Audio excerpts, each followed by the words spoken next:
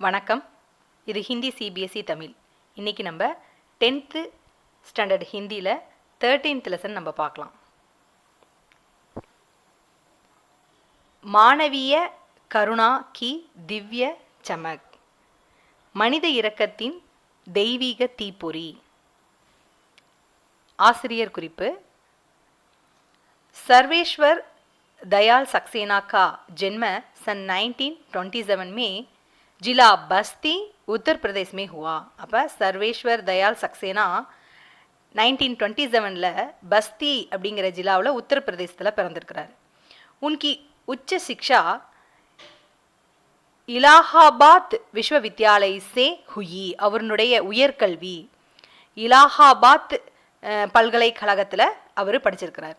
वे अध्यापक आकाशवाणी में सहायक ப்ரொடியூசர், அதாவது இவர் ஒரு டீச்சராகவும் ஆகாஷ்வாணி அதில் சஹாயக் ப்ரொடியூசர்னா உதவி தயாரிப்பாளர்னு அர்த்தம், அசிஸ்டன்ட் ப்ரொடியூசராகவும்.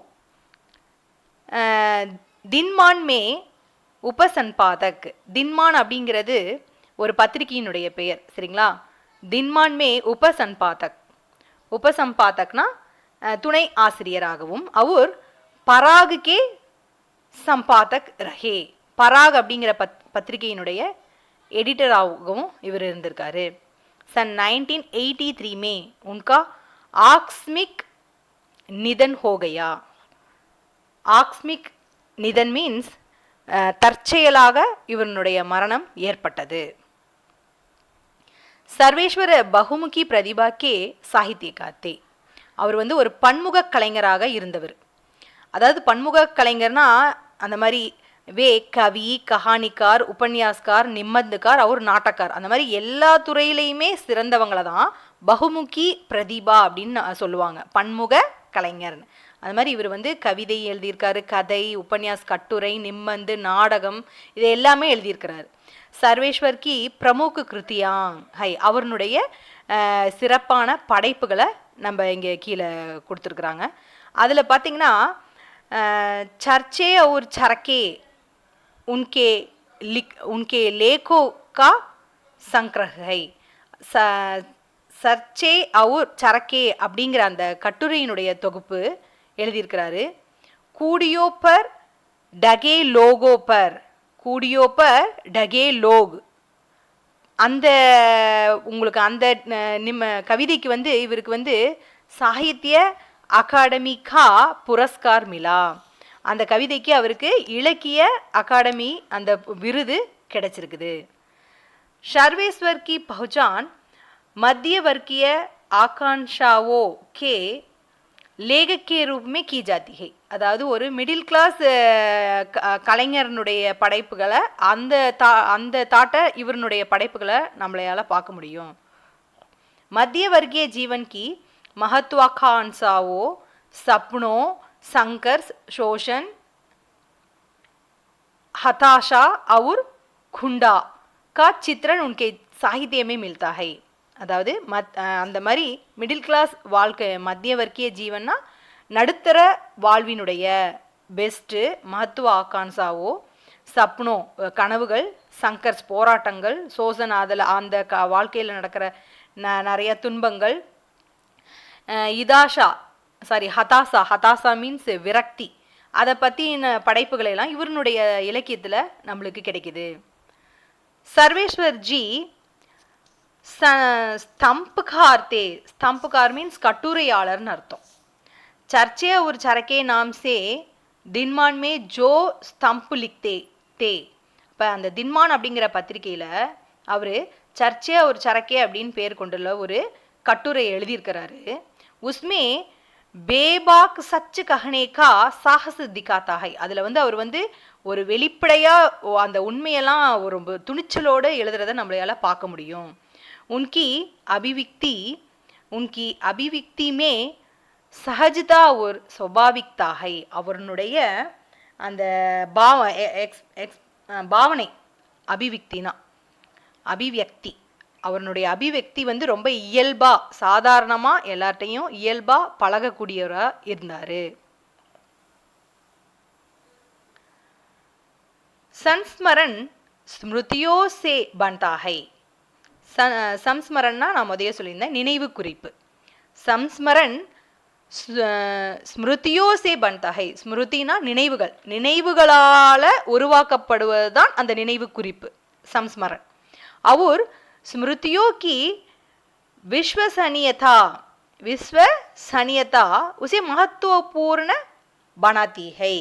அப்ப அந்த நினைவுகள், அந்த நினைவுகளினுடைய விஸ்வசனியத்தானா நம்பகத்தன்மை, அந்த நம்பகத்தன்மையில தான் அது வந்து பெஸ்ட், எந்த அளவுக்கு பெஸ்ட் ஆகுது அப்படின்னு நம்மளையால அதை பார்க்க முடியும். மகத்துவபூர்ண பனாத்திகைனா ஒரு பெஸ்டா உருவாக்க முடியும். அதாவது அவங்க அந்த சொல்ற நினைவுகளும் ஒரு நம்பத்தகுந்த தன்மையா இருக்கணும். फादर कामिल बुल्के पर लिखा, सर्वेश्वर का यह संस्मरण इस कसौटी पर खरा उतरता है. அப்ப ஃபாதர் காமில் புல்கேவை பற்றி இவர் எழுதின, நம்ம ஆத்தர் எழுதின சர்வேஸ்வர் கா யஹ் சம்ஸ்மரன், இந்த நினைவு குறிப்பு, இஸ் கசௌட்டி பர் கரா உத்தர்தா ஹை, அந்த உங்களுக்கு இப்போ அந்த அளவுகோலை, அந்த நினைவு குறிப்பு இந்த அளவுகோலை பூர்த்தி செய்கிறது, நம்ம மேலே சொன்ன அந்த நம்பகத்தன்மையை வந்து பூர்த்தி செய்வதாக அமைஞ்சிருக்கு அப்படிங்கிறாங்க. अपने को भारतीय कहने वाले फादर बुल्के जन्मे दो बेल्जियम के ரைன்ஸ் சாப்பல் சஹர் மே. அப்போ தன்னைய வந்து ஒரு இந்தியர் அப்படின்னு சொல்லக்கூடிய ஃபாதர் புல்கேயினுடைய பிறப்பு பெல்ஜியத்தில் பிறந்திருக்காரு. ஆனால் இவர் வந்து தன்னை வந்து ஒரு இந்தியன் அப்படின்னு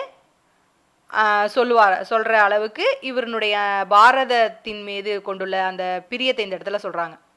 அப்னேக்கோ பாரதிய, தன்னை பாரதிய இந்தியன்ஸ் அப்படின்னு கஹனேவாலே ஃபாதர் சொல்லக்கூடிய இந்த ஃபாதர் புல்கே இவருடைய ஜென்மே மீன்ஸ் பிறப்பு பெல்ஜியம், யூரோப்பில் இருக்கிற பெல்ஜியத்தில் கே ரைன்ஸ் சாப்பல் சஹர்மே, அந்த சிட்டியில் இவர் பிறந்திருக்கிறாரு.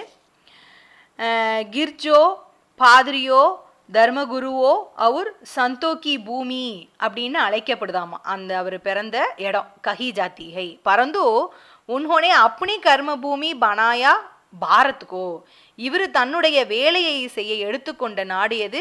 பாரதம். ஃபாதர் புல்கே ஏக்கு சன்னியாசி தே, ஃபாதர் புல்கே ஒரு சன்னியாசி. பரந்து இருந்த பொழுதிலும் பாரம்பரிக் அர்த்தமே நகி, ஒரு பரம்பரை மீனிங்ல அப்படி நம்ம சொல்ல முடியாது.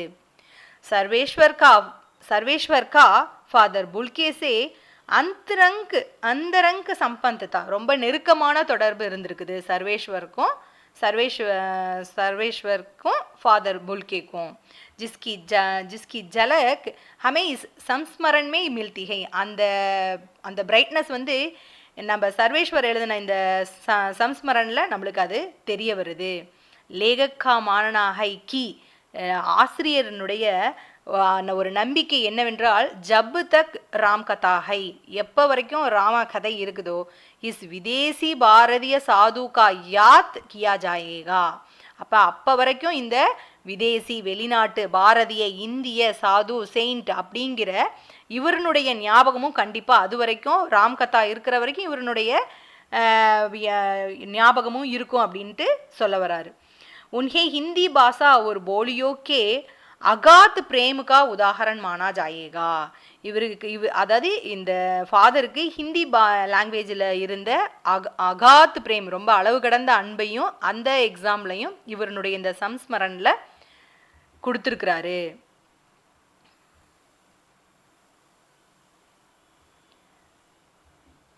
லெசனில் ஃபஸ்ட்டு பேஜ் நம்ம இப்போ பார்க்குறோம். ஃபாதர் கோ ஜஹர்பாத் சே நஹி மார்னா சாயே தா. ஜஹர்பாத் அப்படிங்கிறது ஒரு பெரிய கொடிய வியாதி. அதாவது அது பார்த்திங்கன்னா உடம்பு பூரா கொப்பளமாக வரும், அந்த மாதிரி ஒரு வியாதி. ஃபாதருக்கு அந்த ஜஹர்பாத் சே நஹி மார்னா சாயே தா, அதில் தான் சாகணுங்கிறது விருப்பம் கிடையாது. जिसके रगों में दूसरों के लिए मिठास भरे अमृत के अतिरिक्त और कुछ नहीं था. அதாவது இவருடைய நாடியில கூட, இவருடைய உடலில், நாடியில், இதயத்தில் மற்றவர்களுக்காக மிட்டாஸ் பரே அமிர்த், இனிமையான அமிர்தமான அமிர்தத்தை தவிர வேறு ஒன்றும் இல்லை.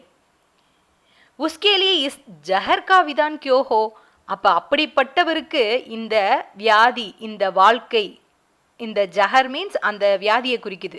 அதனுடைய வாழ்க்கை ஏன், क्यों हो, ஏன் ஏற்பட்டது. यह सवाल किस ईश्वर से पूछे, இந்த கேள்வியை எந்த கடவுள்கிட்ட போய் கேட்கறது. प्रभु की आस्था ही जिसका अस्तित्व था. प्रभु की आस्था மீன்ஸ் தெய்வத்தின் மீது கொண்டுள்ள நம்பிக்கையே जिसका अस्तित्व था இவருடைய வாழ்க்கையாக இருந்தது. वह देह की इस यातना की परीक्षा, இவருடைய உடல்ல ஏற்பட்ட இந்த வேதனையினுடைய சோதனை.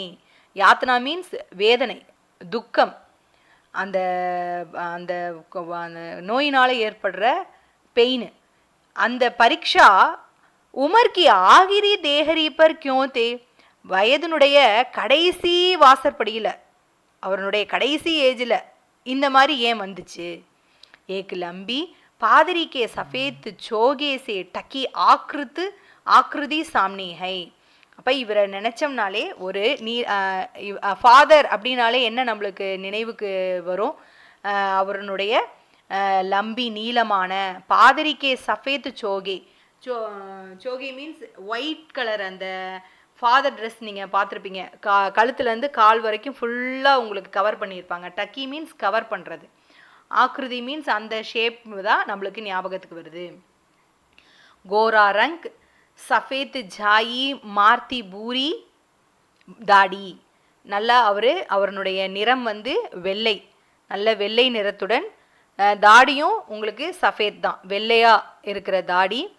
நீலி ஆங்கே நீலக்கண்கள். பாஹே கோல் கலே லகானே கோ ஆத்தூர், அவருடைய கண்களும்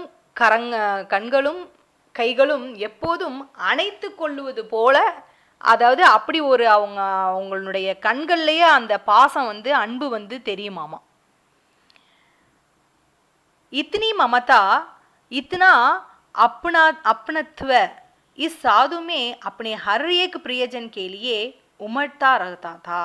அப்போ இவ்வளோ ஒரு தாய் உள்ளம், மமதா தாய் உள்ளம், தாய் அன்பு இந்த செயின்ட்டுக்கிட்ட, இந்த சாதுக்கிட்ட, அப்பனே ஹர் ஏக் பிரியஜன் கேலியே, அவருடைய ஒவ்வொரு பிரிய மக்களுக்காகவும் பொங்கி வழிகிறது. மை 35 साल से इसका साक्षी था, அதற்கு நான் 35 வருட சாட்சியாக இருக்கிறேன். तब भी जब वह इलाहाबाद में थे और तब भी जब वह दिल्ली आते थे, அவர் எப்பெல்லாம் இலஹாபாத்துக்கு வராரோ அப்பெல்லாம் தில்லிக்கு அவர் வருவார். ஆஜ் உன் பாஹோ கா தபாப் மை அப்பனி சாத்தி பர் மஹசூஸ் கர்த்தாகும், அவருடைய அந்த கைகளினுடைய அந்த அழுத்தத்தை என்னுடைய மார்பில் நான் உணர்கிறேன், என்னுடைய நெஞ்சில் அதனுடைய தாட் எஃபர்ட்டு எனக்கு ஃபீல் ஆகுது அப்படின்னு சொல்கிறாரு. फादर को याद करना एक उदास शांत संगीत को सुनने जैसा है. ஃபாதர்னுடைய நினைவு என்பது ஒரு சோகமான அமைதியான சங்கீதத்தை கேட்பது போல இருக்குமாமா. உன்கோ தேக்னா, அவரை பார்ப்பது கருணாக்கே நிர்மல் ஜல்மே ஸ்நான கர்ணே ஜெய்சேதா, அவரை வந்து பார்க்குறப்ப எப்படி இருக்குமாமா, ஒரு கருணை நிறைந்த ஒரு தெளிவான தண்ணீரில் குளிப்பது போல இருக்குமாமா. அவர் உசுசே பாத்து கரணா, அவர்கிட்ட நம்ம பேசுகிறப்ப கர்மக்கே சங்கல்ப சே பர்னா தா, நம்மளுடைய செயலில் ஒரு நல்ல ஒரு தீர்மானத்தை எடுக்கக்கூடிய ஒரு தாட்டு வந்து, நம்மளுக்கு தீர்மானத்தை எடுக்கக்கூடிய அந்த ஒரு தாட்டு வந்து வருமாமா அவர்கிட்ட பேசுகிறப்ப. முஜே பரிமல் கே வேதின் யாத் ஆத்தே ஹை, எனக்கு அந்த பரிமல் மீன்ஸ் அது வந்து ஒரு அமைப்பு, சாகித்யக்காரெலாம் அந்த அமைப்பில் ஜாயின் ஆகியிருப்பாங்க. அவருடைய அந்த நாள் எனக்கு ஞாபகத்திற்கு வருகிறது. ஆத்தர் எழுதுறாரு, ஜப் ஹம் சப் ஏக் பாரிவாரிக் ரிஸ்தேமே பந்தே, நாங்கள் அப்போ எல்லாரும் ஒரு குடும்பமாக கட்டப்பட்ட ஒரு குடும்பமாக இருந்தோம். பாரிவாரிக் ரிஸ்தே, அந்த உறவில் கட்டப்பட்டிருந்தோம். பந்தே ஜெய்சே தே ஜிஸ்கே படே ஃபாதர் புல்கே தே, அதாவது அதில் ஒரு பெரிய ஃபாதராக இருந்தவர் யார், நம்ம ஃபாதர் புல்கே தான். हमारे हंसी मजाक में वह निर्लिप्त शामिल रहते, அதாவது நாங்கள் வந்து அந்த இடத்துல ஏதாவது ஒரு ஜாலியாக ஹன்சி மஜாக்னா ஒரு கேலி கிண்டலா பேசுகிறப்பையும் கூட அவர் அதை வந்து ஒமிட் பண்ணாமல் ஜாயின் பண்ணிக்கிறாராமா. ஹமாரி கோஷ்டியோமே வகு கம்பீர் பஹஸ் கர்த்தே. அவர் அதாவது கோஷ்டினா என்னது, ஒரு 4-5 பேர் உட்காந்து பேசுறது, அந்த மாதிரி பேசுகிறப்ப கூட வகு கம்பீர் பஹஸ் கர்த்தே, அவருடைய தாட்டை ரொம்ப நல்லா அந்த இடத்துல வெளிப்படையாக சொல்கிறாரு. ஹமாரி ரச்சனாவோ பர் பேவாக் ராய் அவுர் சுஜாவ், எங்களுடைய படைப்புகளை சொல்கிறப்ப அவர் வந்து அந்த இடத்துல பேபாக் ராய்னா ஒரு ஓப்பனாக அவருடைய எண்ணத்தை வந்து வெளியிடுவாராமா. சுஜாவ்னா யோசனையும் கூட கொடுப்பாரு. சுஜாவ் தேத்தே அவர் ஹமாரே கரோக்கே किसी भी उत्सव और संस्कार में वह बड़े भाई और पुरोहित जैसे खड़े हो. எங்களுடைய வீட்டில் ஏதாவது ஒரு ஃபெஸ்டிவல்ஸோ ஒரு சடங்கு சம்பிரதாயமோ எல்லா இடத்துக்கும் அவர் வந்து அந்த வீட்டினுடைய ஒரு பெரிய அண்ணனாட்டம், அவர் புரோஹித் ஒரு புரோஹிதராட்டம் வந்து நிற்பார். ஹமே அப்னே ஆஷிஷோ சே பர் தேத்தே, எங்களுக்கு அவர் ஆசீர்வாதத்தை தருவார். मुझे अपना बच्चा और फादर का उसके मुख में पहली बार अन्न डालना याद आता है. எனக்கு என்னுடைய குழந்தைக்கு முதலில், அதாவது அந்த குழந்தைக்கு வந்து ஃபஸ்ட்டு சாப்பாடு கொடுக்கறதையும் ஒரு ஃபெஸ்டிவலாக கொண்டாடுவாங்க. அப்போ ஃபாதர் தான் இவர் நம்ம சர்வேஸ்வரனுடைய மகனுக்கு சாப்பாடு கொடுத்துருப்பார் போல். அந்த ஞாபகம் வந்து சர்வேஸ்வருக்கு வருது. அப்போ அவருக்கு அந்த ஞாபகம் வரப்ப அவர் நீலி ஆங்கோ கி சமக்குமே தயிர்த்தா வாத்சல்ய பி ஜைசே கிசி ஊஞ்சாயி பர் தேவதாரு கி சாயாமே கடே ஹோ. ஒரு தேவதாரு ட்ரீங்கிறது ரொம்ப பெரிய மரமாக இருக்கும், அதில் அந்த நிழலில் நிற்கிற மாதிரி இருந்துச்சாமா இவருடைய ஃபாதரனுடைய அந்த நீல கண்கள்லேருந்து வரக்கூடிய அந்த தாய் அன்பு அப்படிங்கிறது. காங் சே சுரு கரே, எங்கேருந்து ஸ்டார்ட் பண்ணுறது? இலஹாபாத் கி சடக்கோ பர் ஃபாதர் கி சைக்கிள் சல்டி தீக் ரஹி ஹை. அந்த இலஹாபாத் அந்த சாலையில் ஃபாதர் வந்து சைக்கிளில் வருவாராமா, அது வந்து இவருக்கு ஞாபகத்துக்கு வருது. சைக்கிள் சல்டி தீக் ரஹி ஹை. வக ஹமாரே பாஸ் ஆக்க ருக்தி ஹை, அவர் நான் எங்கள் பக்கத்தில் வந்து ஸ்டாப் பண்ணிவிட்டு முஸ்குராத்தே ஹுயே உத்தர்த்தே ஹே, ரொம்ப அழகாக சிரிச்சுக்கிட்டே இறங்குவாராமா சைக்கிள்லேருந்து. देखिए देखिए मैंने उसे पढ़ लिया है और मैं कहना चाहता हूँ. பாருங்க நான் அதை படித்தேன்ல, அதை நான் உங்ககிட்ட சொல்ல விருப்பப்படுறேன் அப்படின்னு ரொம்ப சிரிச்சுக்கிட்டே அவங்கள்ட்ட வந்து ஒரு ஃப்ரெண்ட்ஸாக பேசுவாராமா.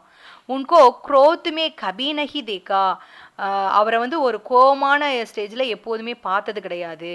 ஆவேஸ்மே தேக்கா ஹை அவர் மமதா தத்தா பியாருமே லபாலவ் சல்கத்தா மஹசூஸ் கியா, அவரை வந்து எப்போதுமே அந்த தாயுள்ளம் அன்பு நிறைந்த அந்த தாட்டை தான் அவருடைய ஃபேஸில் வந்து பார்க்க முடியுது.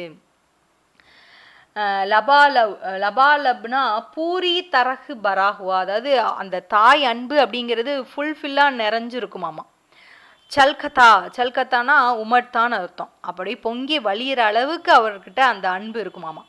अक्सर उन्हें देखकर लगता कि बेल्जियम में इंजीनियरिंग की अंतिम वर्ष में पहुंचकर, அதாவது அடிக்கடி அவரை பார்க்குறப்ப இதுதான் கேட்க தோணுமாமா. பெல்ஜியத்தில் இன்ஜினியரிங் அந்த படிப்பினுடைய கடைசி வருஷம் अंतिम वर्ष में पहुंचकर उनके मन में सन्यासी बनने की इच्छा कैसी जाग गई. எப்படி அவருக்கு அந்த தாட்டு வந்துச்சு? அந்த இன்ஜினியரிங் படிப்பினுடைய கடைசி வருஷத்தில் அவர் ஃபாதராக போகணும், சன்னியாசியாக போகணுங்கிற அந்த தாட்டை அவருக்கு எப்படி வந்துச்சு? ஜப்கி கர் பரா பூரா தா, அவர் ஃபேமிலியே பெரிய ஃபேமிலி, ஃபுல்லாக பெரிய குடும்பம். தோ பாயி, 2 அண்ணன், ஏக் பஹீன், ஒரு தங்கச்சி, மா பிதா சபீதே, இந்த மாதிரி ஒரு பெரிய ஃபேமிலியிலேருந்து வந்தவருக்கு எப்படி சன்னியாசியாக போகணும் அப்படிங்கிற ஒரு தாட்டு வந்துச்சு அப்படின்ட்டு இவர் எப்போதுமே நினைக்க தோணுமாமா இவருக்கு. யாருக்கு? நம்ம சர்வேஸ்வருக்கு. இந்த வீடியோவில் நம்ம ஃபஸ்ட்டு பேஜை பார்த்துருக்கோம். செகண்ட் வீடியோவில் மீதி லெசனை நம்ம கண்டிப்பாக பார்க்கலாம். இது நான் ஃபஸ்ட்டாக உங்களுக்கு புக்கில் இருந்து எடுத்திருக்கேன். நம்ம இப்போ எக்ஸாமில் பார்த்திங்கன்னா புக்கில் இருக்கிற வேர்டிங்கை நீங்கள் எழுதுனீங்கன்னா, அந்த கொஸ்டினில் எழுதுனீங்கன்னா மார்க் நல்லா வரும் அப்படின்ட்டு சொல்கிறாங்க. மாதிரி இந்த வீடியோ உங்களுக்கு யூஸ்ஃபுல்லாக இருக்கும்னு நான் நம்புகிறேன். உங்களுக்கு இது பிடிச்சிருந்துச்சுன்னா லைக் பண்ணுங்கள். கண்டிப்பாக உங்களோட ஃப்ரெண்ட்ஸுக்கு ஷேர் பண்ணுங்கள். உங்களோட இந்த இதுதான் எனக்கு வந்து ஒரு மோட்டிவேட்டாக இருக்கும். உங்களோட ஷேரிங் தான். நன்றி, வணக்கம்.